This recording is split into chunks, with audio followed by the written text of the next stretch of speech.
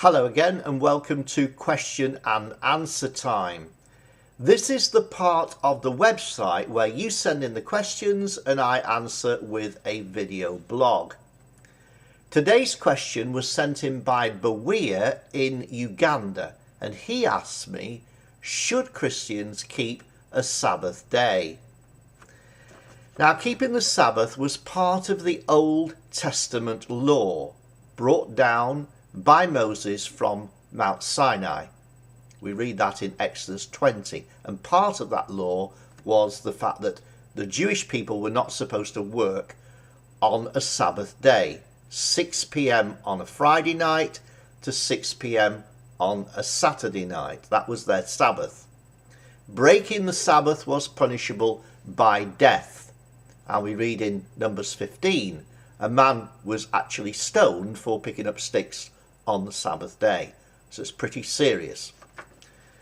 In John 1:17, John wrote this in his Gospel: the law came by Moses, but grace and truth came by Jesus Christ. So we are no longer under the Jewish law. Jesus in his own ministry was constantly criticised and attacked for healing on the Sabbath day. In John 9, he healed a blind man. In Luke 13, a woman with a spirit of infirmity for 18 years. In Luke 14, a man with dropsy, all on the Sabbath day. This really stirred up the religious folks. They did not like it at all. In Luke 6, the disciples of Jesus were criticised for picking up corn, rubbing it between their fingers and eating it. It was the Sabbath day. They were breaking the Sabbath. And in Luke 6:5, Jesus said, listen, I am the Lord of the Sabbath. Now, the Apostle Paul, writing on this topic in Colossians chapter 2 and verse 16, said this: let no man accuse you of 5 things: food, drink, feast days, new moons, or Sabbaths, because they're just shadows. They are of only symbolic value. The reality is Christ. Now realise that Colossians 2:16 and 17 is preceded by Colossians 2:15. Now let's look at what Colossians 2:15 says. Colossians 2:15, God disarmed the principalities and powers that were raged against us and made a bold display and public example of them, triumphing over them in him and on the cross. Jesus completely disarmed the devil on the cross. He was resurrected. So because of that, we see in verse 16, therefore, because Jesus beat the accuser of the brethren, don't let any man accuse you of these 5 things. Now, Christians in general have understood this. They do not usually keep the Jewish laws of food and drink. Some do, but they don't have to.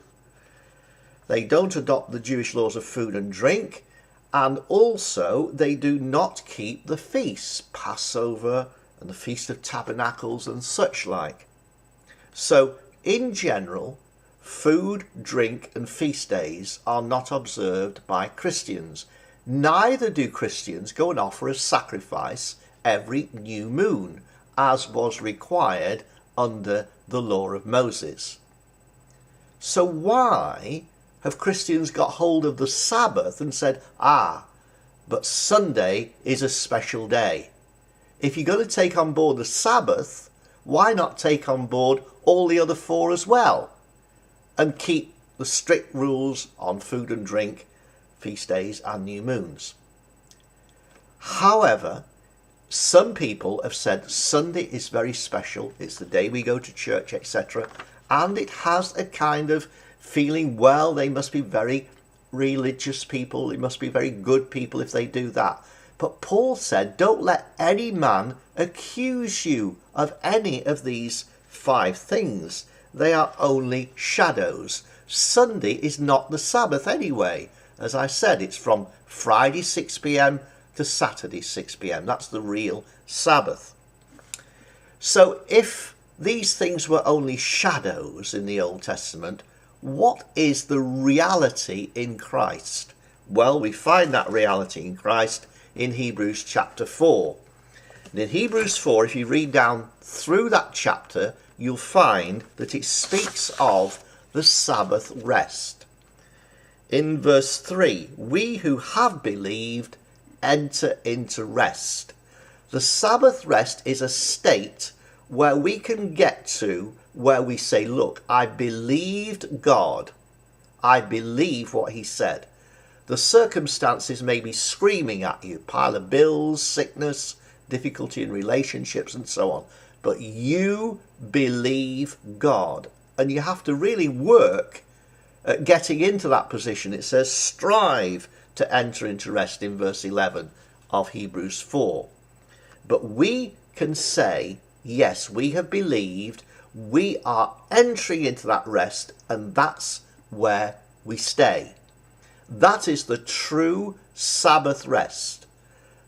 Observing Sunday is just a shadow. It's not important. So beware, there's your answer. And others who wanted to know about this, should I really keep the Sabbath? Am I sinning if I don't keep a special day of the week, the Sunday for God? No, you're not. Let no man accuse you, but strive to enter into the true Sabbath, which is where you have said, I believe God, his word is more important than what the circumstances are screaming at me. So that's the true Sabbath rest.